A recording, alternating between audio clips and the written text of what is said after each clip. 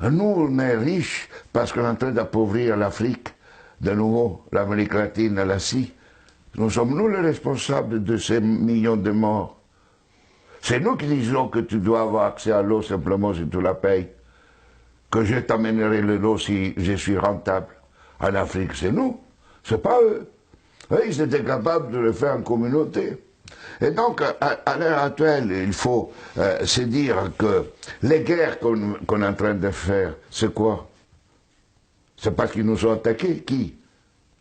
Quand Sarkozy a bombardé la Libye, aucun Libyen n'avait attaqué la France. La France n'avait pas été bombardée par personne. Et nous, quand les Américains ont bombardé Bagdad ou l'Irak, parce que c'était l'ennemi du mal, tous ces millions qui sont morts, et tous ces millions de réfugiés syriens, irakiens, etc., c'est qui eux, ils ont voulu. Et nous, on a le courage après de dire, je vais t'aider pour rester chez toi. Hein? Alors qu'on les a créé des conditions pour qu'ils doivent fuir.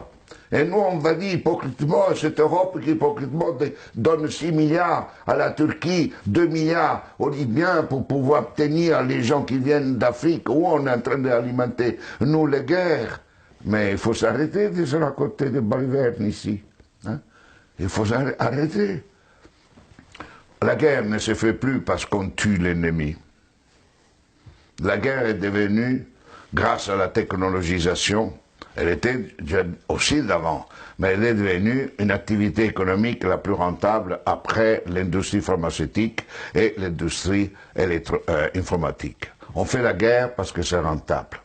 Et malheureusement, si nous ne changeons pas nos dirigeants, et nous-mêmes, hein, dans le sens pas individuellement, mais les systèmes de valeurs fondamentaux, la sécurité nationale qui explique la guerre, la souveraineté nationale, l'appropriation privée du vivant, etc. Tout ça, on fera la guerre. On fera la guerre, pourquoi? Parce que pour cela, deviendra une activité de plus en plus rentable.